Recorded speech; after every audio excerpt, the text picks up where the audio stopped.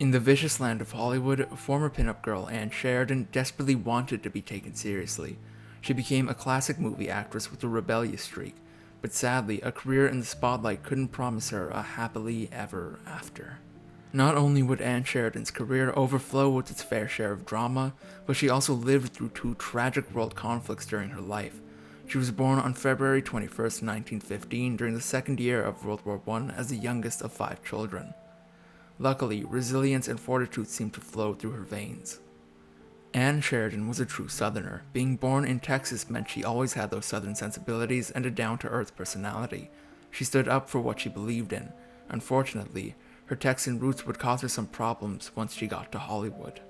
Before Sheridan became an actress, her life was on a very different course. She was attending the North Texas State Teachers College, where she sang in the college band and played basketball on the women's team. From an early age, she was a well-rounded person, and this sentiment would continue into her acting career. When she finally got her big break, it wasn't in a typical fashion. Sheridan didn't get her big break on purpose. Her sister Kitty was actually pulling a prank. She thought it would be funny to submit a headshot of Sheridan to the Paramount Pictures Search for Beauty contest, not thinking it would come of anything. However, she couldn't have been more wrong. To everyone's surprise, Ann Sheridan snagged the golden ticket of a lifetime. Winning the contest ushered her and her family into the glittering world of Hollywood and landed her attention by the big studios. But what they had to offer her wasn't exactly enticing. The early part of Sheridan's career was marked by bit part after bit part, with just a few lines in each film, and then she suffered a crushing blow. The Harvard Lampoon called her least likely to succeed. With most of her film credits being such small roles, she hadn't been able to demonstrate her skill as an actress. Between the article and her lack of substantial work, things were starting to wear on Sheridan. The work was tough at Paramount. Even after Sheridan landed a few jobs, she worked long hours, and most of her early credits are for body doubling. She would attend the films just to spot her ankle, her hand, or her foot on screen. With the way Paramount treated Sheridan, it's a wonder they even bothered keeping her contract. First, they insisted on changing her name from Clara Lou Sheridan to Ann Sheridan for the most ridiculous reason. They told her that it would fit better on the marquee, and they of course found other problems with the young actress. While some found Sheridan's Texan roots endearing, others weren't impressed. When she was working on Cecil B. DeMille's The Crusades in 1935, she had only one line in the whole film. It was yet another long day with little payoff on set, but she was about to be put on the spot in the worst way. Right there in the middle of the set, Cecil DeMille humiliated her in front of the cast and crew. He called her out on set, laughed at her accent, and forced her to recite the line over and over while everyone watched. Sheridan tried to have a good attitude about it, but she would only appreciate his criticism later in life. Sheridan's work at Paramount grew stale, and she resented being pigeonholed into non-lead roles. Instead, she got a new agent, Dick Polymer, who landed her a small role in Sing Me a Love Song at Warner Bros. This could have been the start of Sheridan's propulsion into the lead roles she desired. Sheridan's talent shone in Sing Me a Love Song. Her abilities in the role showed Max Arno, a casting director, what she could do, and he offered her a 6-month contract with Warner Bros. At $75 a week. She felt fortunate to have such high-paying work during the Great Depression. Unfortunately, her work during this time got all the wrong attention. Sheridan was fighting to define herself in Hollywood, but a single comment by a journalist would pretty much pigeonhole her forever. Walter Winchell stated that she had a lot of oomph in her photos. She felt this comment disregarded her abilities as an actress, placing all the credit on her beauty, and this would only be the beginning. For Sheridan, the journalist's comment backfired spectacularly. It inspired a Warner Bros. Producer. They set up a false competition where 25 executives voted for Ann Sheridan as the Oomph Girl, a title she loathed through most of her career. Sheridan was reduced to her beauty over her talent, and it wouldn't be the last time. Sheridan had a few lucky breaks that she fought hard for. One of these was the film adaptation King's Row, in which she starred opposite future US President Ronald Reagan many years before his political career. But the film was plagued with controversy from the start due to an inappropriate relationship between father and daughter, among other mature themes. Despite problems meeting with the strict censors standards of the day, the film boosted both of their careers. Conflict returned to Sheridan's life during World War II. She participated in the worldwide effort by traveling overseas to entertain the troops, alongside many other American entertainers. Some had a difficult time finding work after their return stateside, like her former co-star Ronald Reagan, but thanks to Sheridan's reputation, she ran into few issues. Sheridan went above and beyond trying to raise morale for the troops overseas, but the long hours took a brutal toll on her. She lost a lot of weight and struggled to put weight back on after returning home, and not filling out her clothes affected her appearance. Sheridan also spoke out about it, which ran counter to a lot of messaging of the day, but she still had to struggle with the studios pushing her to play up her beauty. Sheridan's attitude and personality attracted other celebrities and fans. She often attended nightclubs with Cesar Romero, a fellow actor who she briefly romantically linked with. Her studio pushed her to make these nightclub appearances, but she didn't mind. It was things like being made Max Factor's Girl of the Year that got to her. This sort of marketing focused around her looks rather than her talents garnered her a bit of a strange following from men, and some took it too far. In early 1940, a UCLA fraternity member accosted her at a theater and handcuffed himself to the actress. A locksmith had to separate them. Warner Bros. Shouldn't have allowed Sheridan to be placed in this situation, but they continued to lean on Sheridan's beauty anyway. Sheridan dreamed of having that fairy tale love with a man who she could have a long-lasting marriage with. When she fell in love with fellow actor Edward Norris, she thought this would be it for her. She had found her person, but their differences and circumstances forced the pair apart. Sheridan and Norris married during the Great Depression. Norris was unemployed, but Sheridan worked hard thanks to her Warner Bros. Contract, earning $75 a week. Sadly, their fairy tale had a brutal ending. They divorced a little over a year after their marriage, but that wasn't all. To add insult to injury, Norris later called his relationship with Sheridan a mistake. Unfortunately for Sheridan's romantic side, this wouldn't be her only failed marriage. Despite the sad end of her first marriage, Sheridan still believed in true love. When Warner Bros. Arranged a date for her as a publicity stunt, her reaction was surprising. She wasn't cynical about the fake meet cute, and she met with George Brent on November 1st, 1939. Within 6 months, they started going steady. Finally, this could be the person for Sheridan. Prior to their marriage, Brent had been known as a womanizer, and he participated in all the activities and proclivities available to a man of his stature at the time. Brent and Sheridan tied the knot in early 1942, but his faithfulness, or lack thereof, wasn't really the problem. In fact, they ended up butting heads for a totally different, surprising reason. The couple's disparate personalities clashed constantly. Sheridan and Brent were fairly opposite, and for a time it didn't matter. The two never aligned due to Sheridan's bright and sociable personality and George's antisocial, introverted tendencies. It surprised everyone when they got together. Sadly, mutual love and affection only carried them so far. Sheridan said Brent craved freedom. Additionally, she was still coming up in Hollywood, and Brent's career was on his way down, but the way it finally blew up was nothing short of spectacular.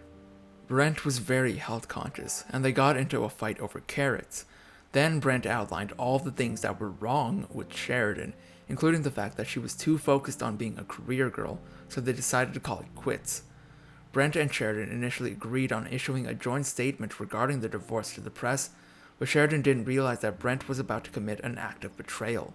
The next morning, Brent jumped on the phone and called the newspapers, saying the divorce is the last thing in the world I wanted, but I don't see what I can do about it, and with that, Sheridan returned to some familiar old territory.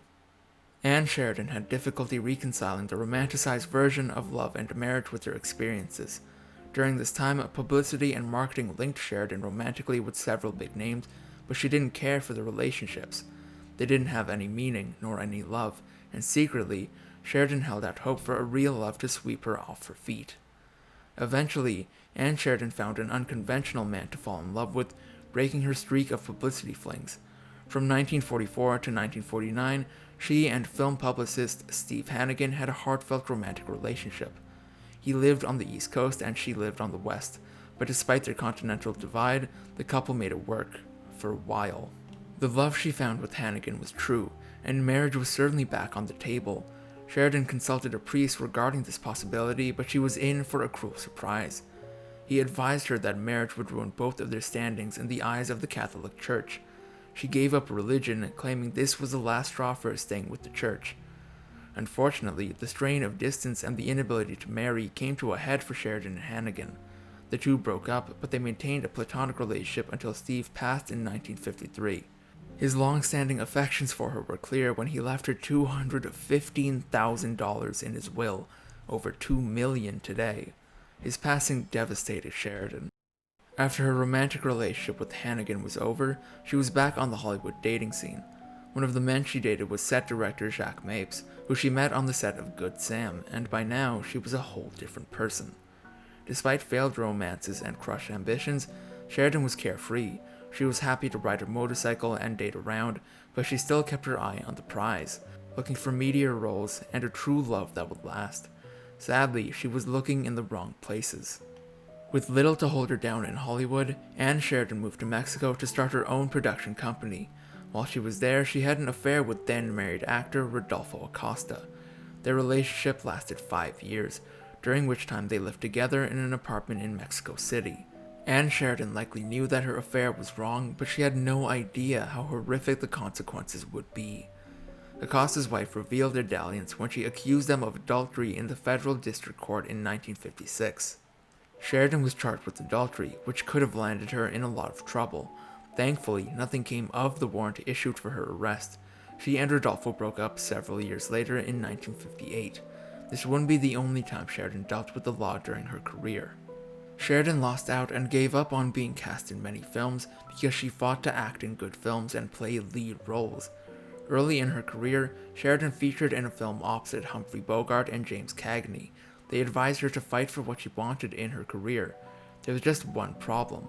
It came a bit too early.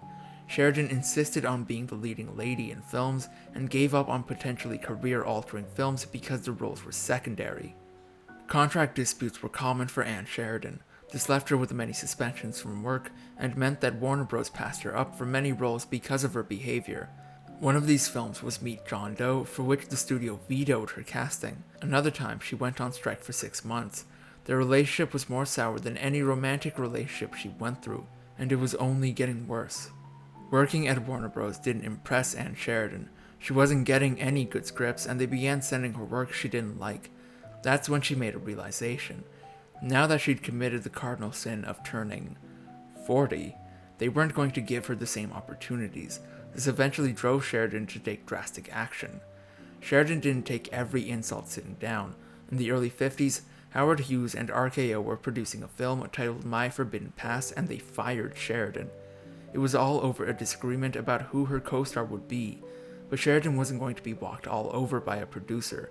That's not who she was. The incident brought Sheridan to her second run-in with the legal system. This time she sued Hughes and RKO over the incident, and the results were surprising. She won $55,162 in settlement. This could have been a damaging choice for her already waning career, but Sheridan knew she had to stand up for herself. She always had, and she always would. In a bid to be less disagreeable with producers and directors, Ann Sheridan made a concession. She agreed to star in a film for the very same production company she sued, RKO. She didn't like the project and was very reluctant to participate. After the filming was over, she didn't go see the film in theaters and said others had told her the film was terrible.